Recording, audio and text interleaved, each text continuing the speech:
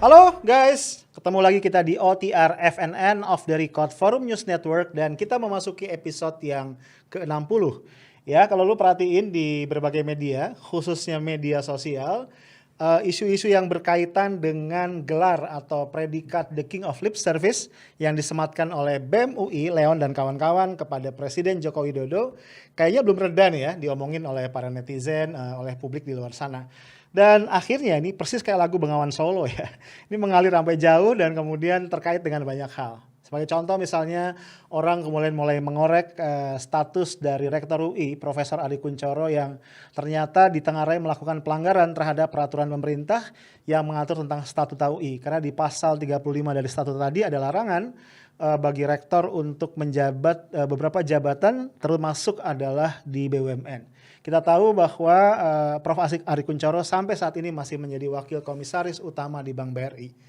Banyak lagi hal-hal yang lain, apalagi kemudian setelah pemanggilan oleh pihak Rektorat UI, khususnya Direktur Kemahasiswaan, kepada fungsionaris BEM dan DPM UI, kemudian ternyata Presiden Joko Widodo mengeluarkan statement video yang beredar cukup luas ya, di kanal YouTube Sekretariat Kabinet atau Sekretariat Presiden ya. Gue akan ngajak lu ngobrol tentang hal-hal yang terkait dengan ini, tentu saja dengan partner gue, jurnalis FNN, Mas Hersu Beno Arif. Gue sapa dulu ya, Mas Hersu. Assalamualaikum. Waalaikumsalam warahmatullahi wabarakatuh. Sehat ya, Bang Arif? Agak batuk sedikit. Nah, orang sekarang kalau mulai ada batuk, mulai ada pilek atau badan demam, sudah mulai sedikit parno. Yes. Ya. Tapi saya antara iya dan enggak, Mas. Soalnya saya memang punya sejarah tuh susah banget batuk. Saya jarang kena batuk, kena flu, tapi biasanya sekali kena itu emang agak lama. Mudah-mudahan sih enggak ya. Cuman saya sudah niatkan kalau dalam 2-3 hari ini enggak reda, ya tentu harus kembali tes ya. Walaupun saya sempat tes antigen juga sih. Gitu, Mas Hersa. Ya, jadi tapi yang parno itu ternyata bukan hanya kita terhadap COVID, tapi juga orang. Ya, ada juga yang parno dengan takut kalau kekuasaannya hilang, gitu. seperti Anda tadi sebutkan dalam kasus Rektor UI tadi itu kan karena dia parno atau sensitif lah gitu dengan aksi yang dilakukan oleh BEM mahasiswa dan dampaknya itu bisa ke jabatannya beliau gitu kan. Satu, kekhawatiran pasti dianggap tidak bisa mengontrol atau mengendalikan kampus gitu. Kedua, nanti kan konsekuensinya kalau dianggap tidak bisa mengendalikan kampus, bisa juga berdampak pada posisinya sebagai komisaris. Kira-kira kan begitu ya. Iya, betul. Jadi yang parno jangan khawatir, bukan hanya Anda saja, tapi para pejabat di kampus itu, terutama di kampus UI itu sekarang sedang parno juga. Nah, nambahin sedikit Mas, masalah parno ini kan jadi menarik ya Mas ya.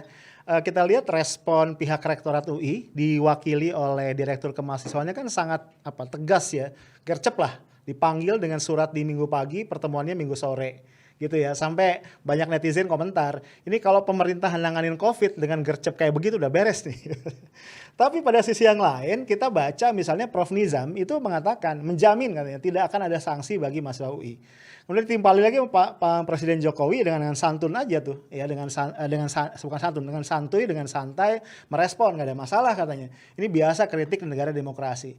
Sehingga kemudian timbul pertanyaan, ini apakah pihak Rektor UI yang salah baca sinyal dari istana ya, sehingga kemudian berlebihan responnya, atau yang kedua Mas, ini memang ada sebuah skenario bad cup good cup lah di belakang yang sudah disusun. Dengan skenario bad cup good cup itu, maka Pak Jokowi kembali punya peluang untuk muncul sebagai hero. Ya nggak sih Mas? Saya merasa kemungkinan itu ada gitu ya. Jadi diaturlah, kampus tolong dimarahin gitu ya, nanti kita yang belain. Kayaknya menarik ini Mas kalau kita analisis ya. Karena ya seperti biasa ya, kalau kita lihat pidatonya Pak Jokowi itu memang kayaknya diskenariokan itu nggak sengaja kan. Pak Jokowi jalan di lorong ya, kalau kita lihat videonya nanti. Terus ada wartawan gitu kan, buka masker, ditanya gitu ya. Tapi kalau kita lihat ya, nggak tahu ya, saya ngerasa geser apa segala macam. Ini again well scripted lah kira-kira begitu. Atau kita tonton dulu ya Mas videonya? Kita tonton dulu ya. Ya, itu kan sudah sejak lama ya. Dulu ada yang bilang saya ini kelemar-kelemar, ada yang bilang juga saya itu pelongo-pelongo. kemudian ganti lagi, ada yang bilang saya ini otoriter, kemudian ada juga yang ngomong saya ini bebek lumpuh, dan baru-baru ini ada yang ngomong saya ini bapak bipang, dan terakhir ada yang menyampaikan mengenai the king of lip service. Ya saya kira ini bentuk ekspresi mahasiswa, dan ini negara demokrasi, jadi kritik itu ya boleh-boleh saja, dan universitas tidak perlu menghalangi mahasiswa untuk berekspresi. Tapi juga ingat, kita ini memiliki budaya tata krama, memiliki budaya kesopan santunan, ya saya kira biasa saja. Mungkin mereka sedang belajar mengekspresikan pendapat, tapi yang saat ini penting, ya, kita semuanya memang bersama-sama fokus untuk penanganan pandemi COVID-19. Nah, Mas, kan Mas punya pengalaman banyak nih ya, nongkrong di istana nih, sebagai wartawan istana yang mengamati gesture, mengamati statement, mengamati sikap perilaku ya para presiden kita lah. Nah, Mas mungkin punya pengalaman-pengalaman yang bisa di-share ya. Kalau ngelihat nih Pak Jokowi gimana, mungkin di-compare dengan presiden yang lain yang pernah Mas Hersud saksikan. Iya, iya, iya, iya. Ini memang agak beda. Pengalaman saya kan dulu saya pengalaman sebagai wartawan di Istana Presiden zamannya Pak Harto. Ini orang yang punya sebagai masa Orde Baru, yang di mana semuanya itu well prepared gitu ya. Betul-betul. Kalau dulu itu kita di istana itu ada standar. Kalau ngantor setiap hari mesti pakai pantofel, pakai sepatu yang formal, dan juga pakai baju batik, itu kalau harian. Tapi kalau ada tamu-tamu negara kita harus pakai pakaian jas gitu, sipil, pakaian sipil lengkap. Nah, zaman dulu begitu. Nah, jadi terpaksa dulu saya rambutnya gondrong, ketika masuk istana saya mesti potong rambut jadi potong pendek dan keterusan sampai sekarang gitu. Kebayang ya, saya lagi ngebayangin Mas Hersud gondrong gitu ya. Lagi saya mencoba berimajinasi Mas Hersud gondrong. Nanti kapan-kapan bisa mesti dimunculkan. Nah, tetapi zaman Pak Harto memang tidak ada tradisi yang namanya doorstop interview itu ya, yang langsung diadang semacam itu. Tidak ada tradisi semacam itu pada semuanya direncanakan dengan ditata dengan baik. Dan yang paling sering kalau Anda lihat nanti foto-fotonya zaman Pak Harto itu sering sekali adalah wartawan itu jumpa pers dengan Pak Harto di atas pesawat. Gitu sering banget gitu ya, berdiri kita mengelilingi Pak Harto. Dan itu biasanya dalam perjalanan pulang dari kunjungan ke beberapa negara, misalnya kembali dari PBB atau kembali dari negara-negara bertemu dengan kepala negara sahabat, nanti Pak Harto biasanya akan memberikan semacam review beliau tentang hasil kunjungan-kunjungan itu. Dan zaman itu semua tertata semacam itu. Nah, tetapi saya juga sepakat dengan Anda tadi, kalau kita lihat tonton bareng-bareng itu kalau sekarang ada istilah, kan Anda sering dengar foto candid gitu, foto atau gambar yang diambil oleh candid itu. Yang tadi yang saya lihat dari Pak Jokowi itu disebutnya planned gitu. Planned, oke. Candid yang di planning ya. Candid yang di planning kan berarti ya. Candid yang di planning. Kita ada istilahnya planned itu, candid yang yang di planning. Tapi itu juga doorstop yang yang di planning. Anda lihat tadi kalau doorstop itu harusnya rame-rame wartawannya gitu ya. Tadi kan cuma satu mic yang muncul ya. Jadi satu mic yang muncul itu berarti memang direncanakan. Jadi kita bisa menduga bahwa pesan yang disampaikan oleh Pak Jokowi itu juga bukan pesan yang mendadak muncul, tapi itu yang sudah scripted tadi, yang Anda sudah rencana apa yang harus dibicarakan oleh Pak Jokowi, itu sudah direncanakan. Jadi itu bukan natural. Kalau doorstop interview itu kan natural ya, didadak gitu, wawancara mendadak, orang di stop gitu. Jadi ketika dia keluar dari pintu langsung di stop oleh wartawan dan kemudian menyampaikan semacam itu, dan itu biasanya natural ternyata. Tapi yang disampaikan oleh Pak Jokowi tadi tidak natural. Artinya apa dengan tidak natural itu? ada pesan memang yang ingin disampaikan oleh Pak Jokowi. Tadi kan Mhm. pesannya bahwa beliau itu orang yang terbuka terhadap kritik. Itu satu saya Betul kira yang betul. penting disampaikan. Mhm. Kedua, beliau menyampaikan bahwa mahasiswa bebas saja menyampaikan kritik. Tapi yang ketiga, ini harus dilakukan secara sopan. Nah, Iyap. ini yang kadang-kadang menurut saya pesan pertama itu menyampaikan pada kritik itu beliau ingin menyampaikan bahwa saya sebagai presiden itu sangat demokratis, tidak persoalan dengan kritik-kritik. Ya. Kedua, yang berkaitan dengan kampus, ini penting untuk menyampaikan pesan bukan berarti ini kita tidak bisa menafsirkan ini teguran kepada rektor UI. Bisa aja sebenarnya Iya. sebagai dalam banyak sekarang kan banyak yang melihat bahwa rektor itu diangkat menjadi rektor karena dipilih oleh presiden, suara terbanyak yang ditentukan oleh presiden lewat menteri pendidikan gitu. Itu memang diminta untuk menjadi herder di kampus, untuk menjadi herder kekuasaan, harus menjadi penjaga kekuasaan.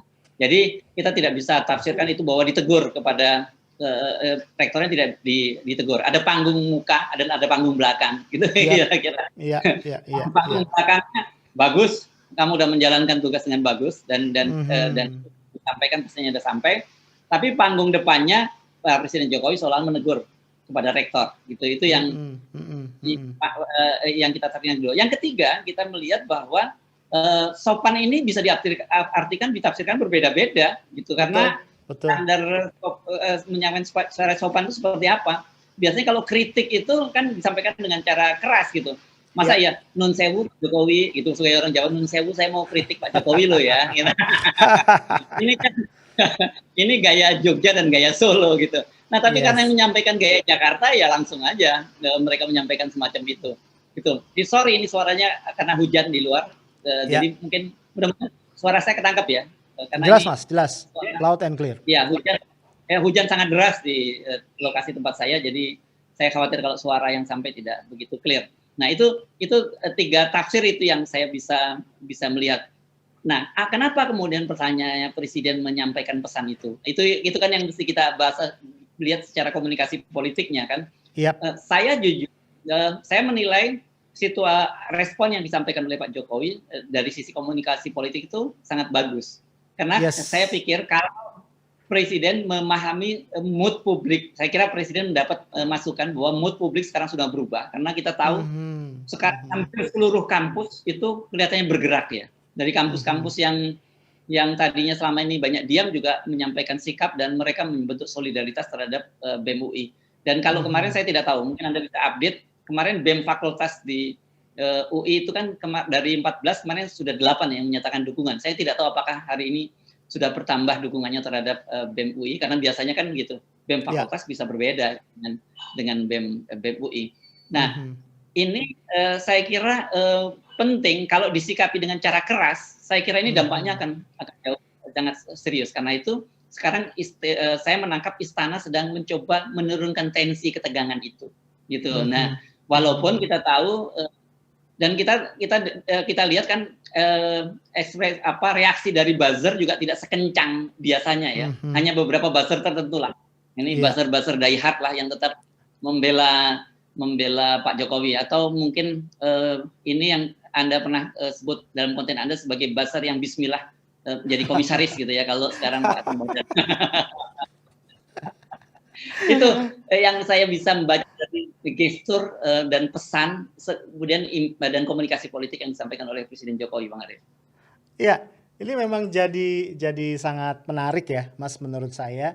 Kan kalau kita lihat misalnya satu poin tadi ya, Pak Jokowi mengatakan saya ini udah kebal nih, bukan kebal ya istilahnya, saya udah berkali-kali lah disebut pelangak-pelongo, disebut klemar-klemer, disebut Raja Bipang, disebut macam-macam ya, dia sebutin tuh semua, beberapa sebutan, beberapa the way publik mengekspresikan kritik atau kekesalannya kepada beliau itu disampaikan. Cuma kan yang menarik menurut saya Pak Jokowi itu memang nggak tahu ya, hampir nggak pernah tuh masuk ke substansi persoalan ya. Kan buat kita rakyat sebenarnya kritik demi kritik itu yang butuh kita lihat adalah what's next kan. Kita kan nggak ngelihat tuh dari daftar kritik masyarakat yang bertubi-tubi kepada Pak Jokowi, kemudian apa yang berubah? Apa yang berubah dari kebijakannya, apa yang berubah dari langkah-langkah pemerintah dan sebagainya. Itu yang nggak kelihatan ya. Itu harus kita akui dengan terus terang seperti itu.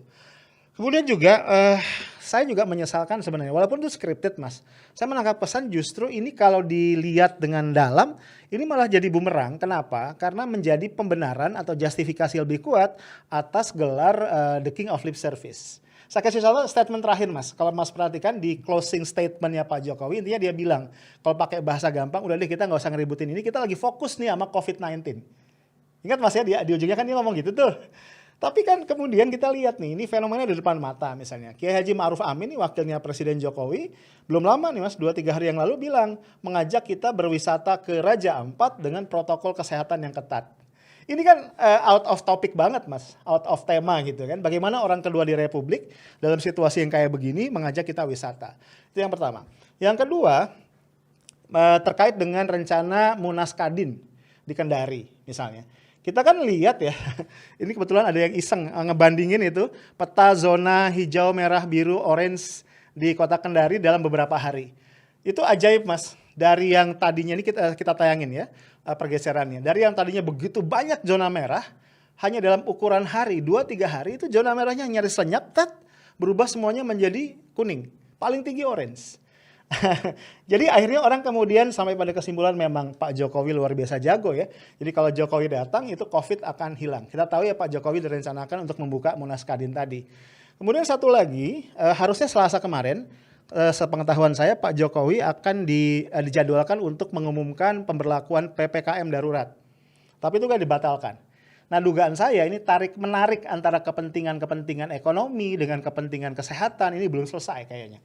Jadi akhirnya itu ditunda.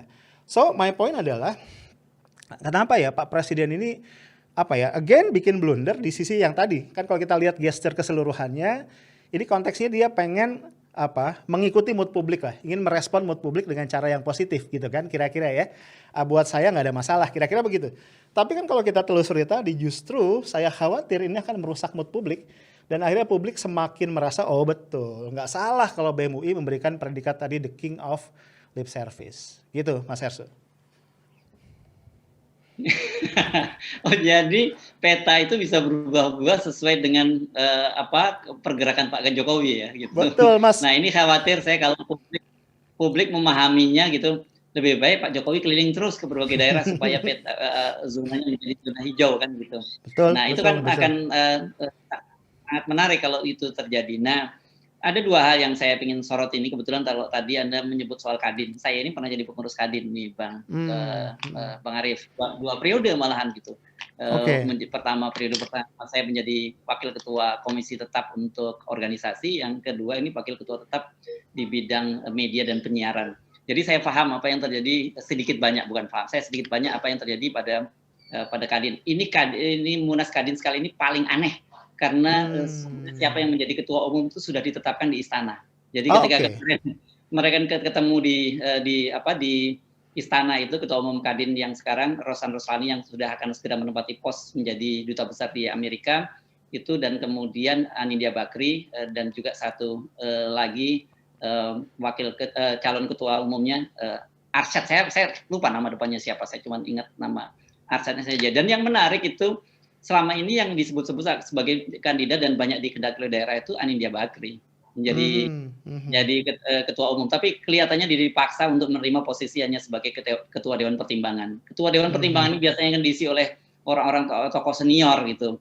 Jadi perlu ditelisik itu siapa itu calon ketua yang ditetapkan. Saya mendengar banyak rumor, tapi saya nggak boleh kalau saya menyebut rumor ini dalam siaran formal semacam ini ya. Silahkan dicek itu siapa, hubungannya dengan istana seperti apa, hubungannya dengan partai-partai penguasa seperti apa itu yang ditunjuk sebagai ketua Kadin yang baru, ketua umum. Jadi nanti sebenarnya Munas Kadin di Kendari itu hanya formalitas saja karena sudah selesai di istana disepakati siapa yang jadi ketua umum gitu.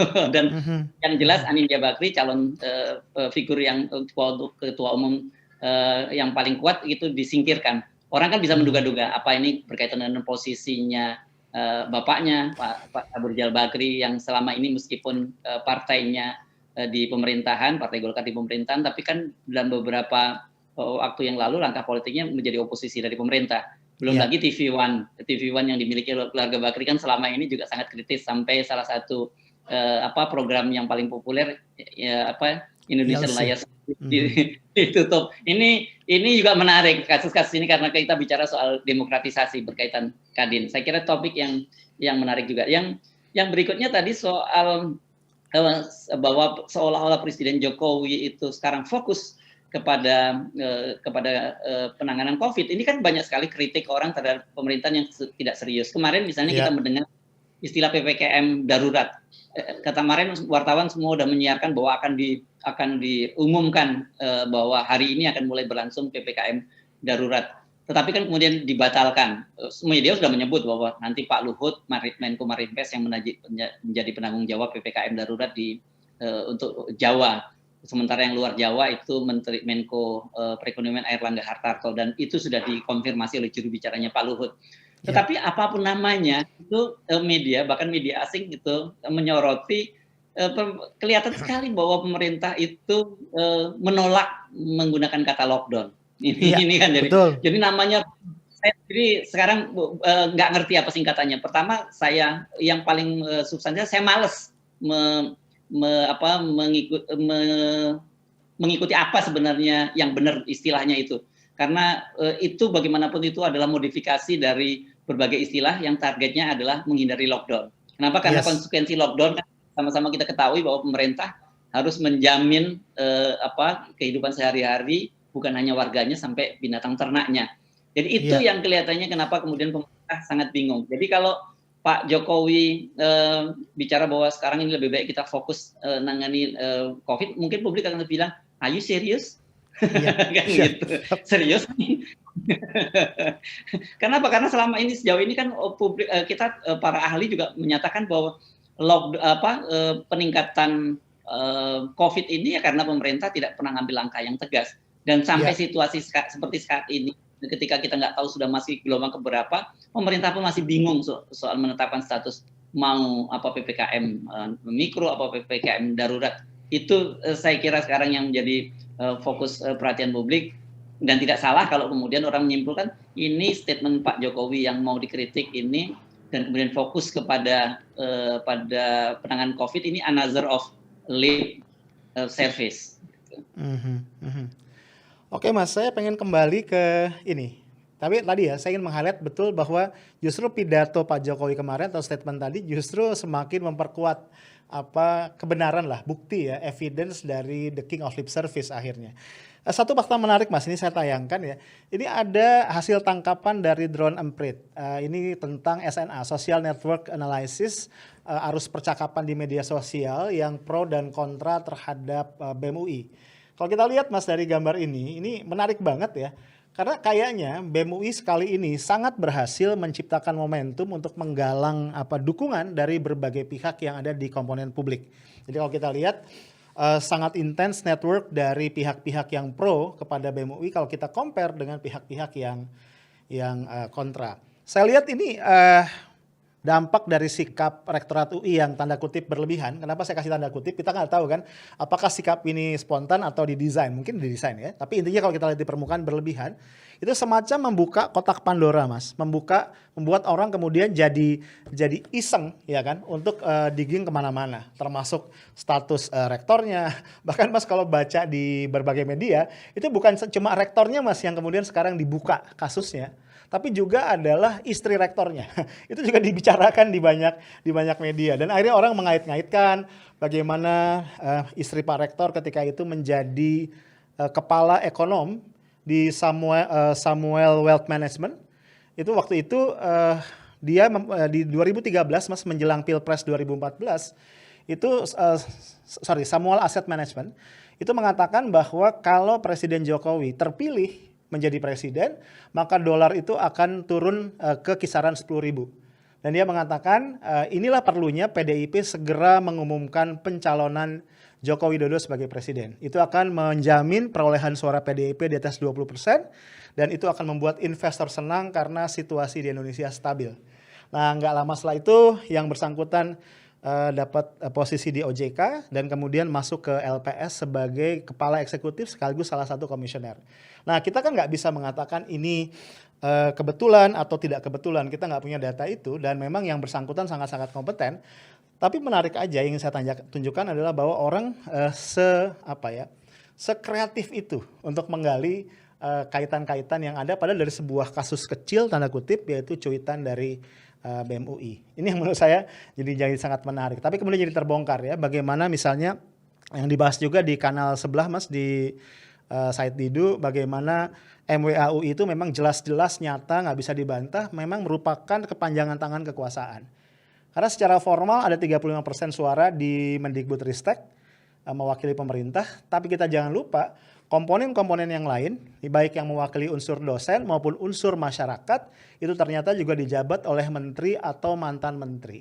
Nah, ini kita nggak boleh lupa, ada Sri Mulyani di situ, ada Erick Thohir, ada Bambang Brojonegoro, ada Pak Saleh Husin, dan juga beberapa nama yang lain yang muncul.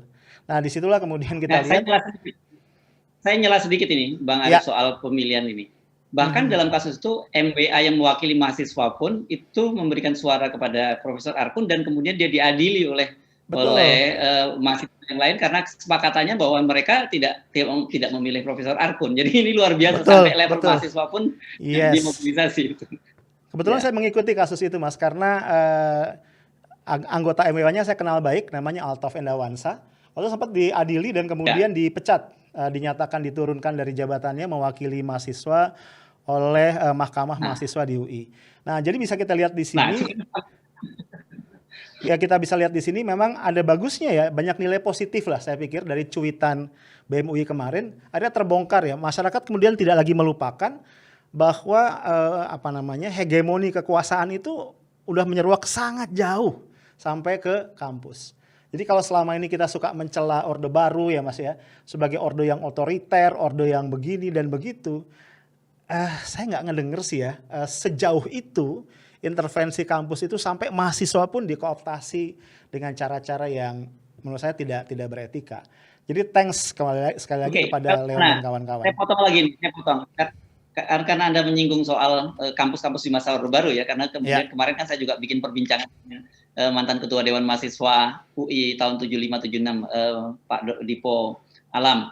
Itu memang pada waktu itu kemudian muncul rektor-rektor yang legendaris yang mereka melindungi mahasiswa itu. Di UI ada Profesor Mahar Marjono, di UGM ada namanya Profesor Kusnadi Hadias Mantri, ini kebetulan saya personal juga kenal. Kemudian di ITB ada Rektor Iskandar Ali Sabana. Ini rektor-rektor yang luar biasa yang berani dalam masa seperti pada masa pemerintahan Orde Baru yang dibilang sangat otoriter pun itu banyak sekali rektor yang berani pasang badan melindungi aktivitas mahasiswa di kampus tuh Bang Arief. Nah sekarang ini kita nggak pernah dengar itu ada rektor semacam itu. Mungkin Mas zaman dulu itu belum ada tradisi rektor menjadi komisaris kali Mas. Jadi masih steril. Rata-rata rektor UI itu kebanyakan dan waktu itu jadi dari Fakultas Kedokteran kan, itu rata-rata kemudian jadi Menteri Kesehatan banyak. Banyak juga yang semacam. Tapi bukan berarti kemudian mereka harus dalam istilah sekarang jadi nyebong, itu nggak harus begitu. Karena waktu itu belum ada istilah cebong kampret juga. Iya betul. Ya Mas. Mungkin berikutnya juga kita ingin soroti adalah menurut saya yang hebat ya dari gerakannya Leon dan teman-teman nih fungsionaris BEM UI kali ini keprihatinan publik ya, bukan keprihatinan juga, respon publik mengenai kasus ini itu kemudian berhasil menyatukan banyak pihak gitu ya. Jadi kita tidak lagi terlalu melihat keterbelahan antara pihak-pihak yang selama ini mungkin berseberangan gitu ya. Karena memang kayaknya terlalu clear kejorokan, kekotoran permainan yang ada sehingga akhirnya orang tersadarkan juga gitu. Dan saya pikir ini momentum perubahan yang harus dipelihara dan terus digulirkan. Sekaligus menjawab kerinduan dari rakyat publik yang merasa belakangan mahasiswa itu hilang hilang dari peredaran, hilang dari kepeduliannya terhadap kondisi yang ada di masyarakat. Jadi mungkin yang kita perlu jaga adalah bagaimana kita ingatkan terus ya Leon dan teman-temannya untuk menjaga ritme, untuk istiqomah di jalan apa yang sudah mereka pilih. Karena mereka sudah memulai. Jadi saya pikir dengan banyaknya dukungan yang datang dari seluruh Nusantara ini, terlalu beresiko bagi Leon dan teman-teman kalau sekarang dia setback, dia mundur. Ini akan menghancurkan kredibilitas Leon untuk ke depan dan mungkin seumur hidupnya. Sampai ada yang jokes mas kalau kita lihat di para netizen gitu ya. Untuk Leon tetaplah menjadi singa, jangan menjadi Valdo. Itu ada yang jokesnya seperti itu. Ya karena kita ingat ya, Valdo itu kan sempat komentar mas. Valdo itu kan sempat komentar mengatakan bahwa BEM UI ini adalah limbah politik katanya gitu kan. Dan akhirnya dikomentari oleh banyak pihak yang limbah adalah Valdo katanya. Ini jadi menarik menurut saya. Ini Valdo ini kebetulan secara personal saya kenal, ini kan junior saya nih Valdo nih. Ya. Saya tidak akan komentar apapun soal Valdo di forum ini. Mungkin saya kalau ketemu saja nanti saya akan ngobrol dengan Valdo.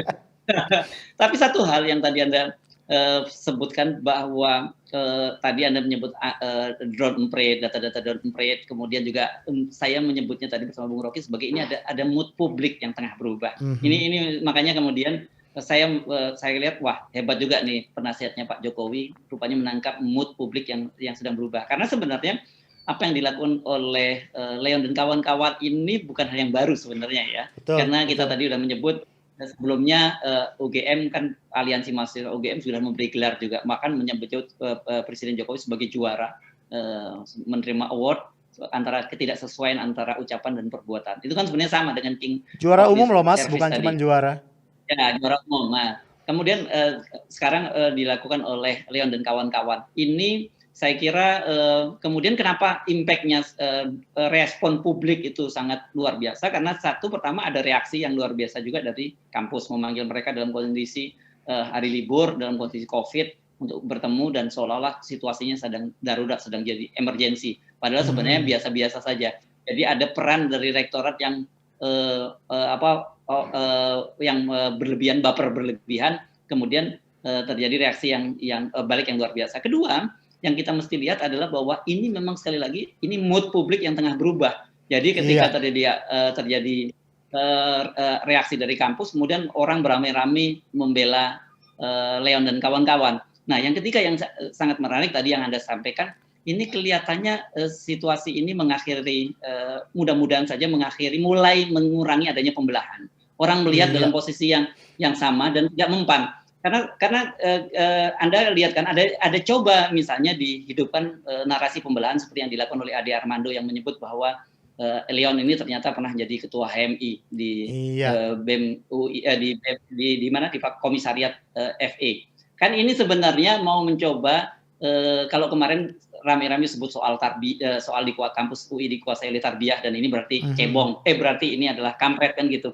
Dan ini coba ini kan secara tidak langsung semacam insinuasi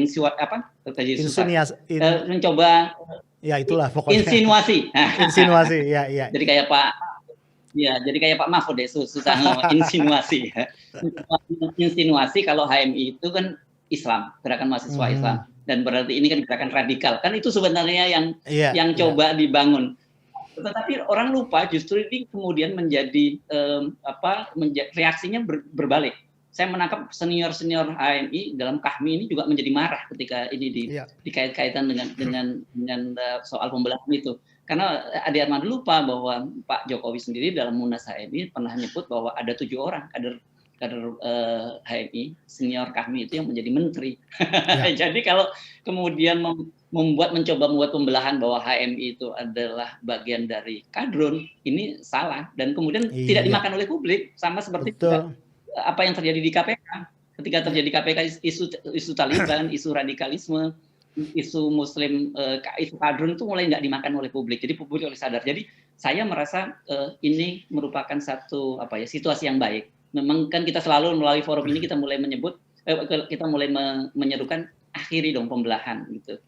Kalau benar ya kita mesti bela, kalau salah ya kita mesti dudukkan. Jangan karena kemudian kita merasa bahwa kita pendukungnya Pak Jokowi, semua yang dilakukan oleh Pak Jokowi benar salah dibelain ini benar.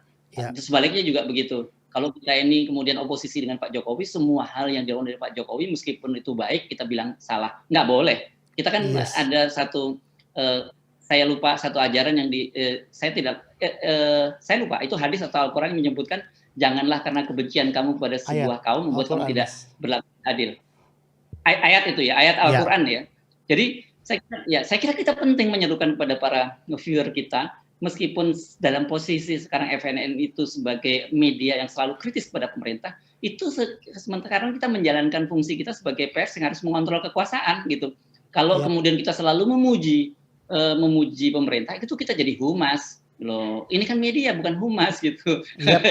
Tetapi kita juga tidak berlaku tidak adil kepada Pak Jokowi. Kalau Pak Jokowi benar ya kita apresiasi. Dalam kasus ini kita melihat bahwa Pak Jokowi bagus kalau reaksinya itu bukan lip service yang menyatakan bahwa mahasiswa itu memang harus kritis macam itu. Kita sepakat dengan Pak Jokowi. Yang kita kritik sekarang Rektor UI yang justru kok menjadi herder dari kekuasaan. Nah, kalau Anda cermati lagi, balik lagi ke soal pembelahan di situ di drone emprit tadi, coba Anda perhatikan. Pasti akan hasilnya kelihatan bahwa yang membela pemerintah itu adalah banyak akun tertentu dan akun bot. Tetapi yang mengkritik pemerintah kebanyakan adalah akun yang organik. Pasti saya tanpa membaca hasilnya saya sudah menduga seperti itu, Bang Arief. Iya, betul Mas. Saya sepakat.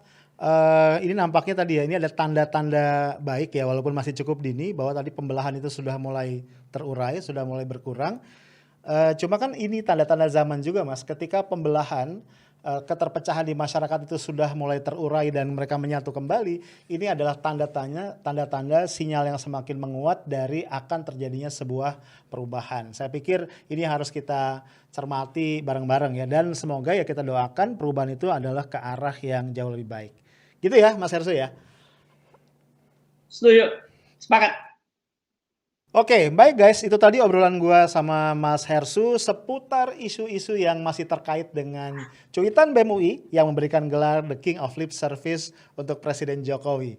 Gue cukup yakin ya isu ini masih akan terus bergulir karena ada hal-hal menarik yang terus diungkap oleh publik dan memang rasa keingintahuan adalah sesuatu yang memang susah sekali dibendung.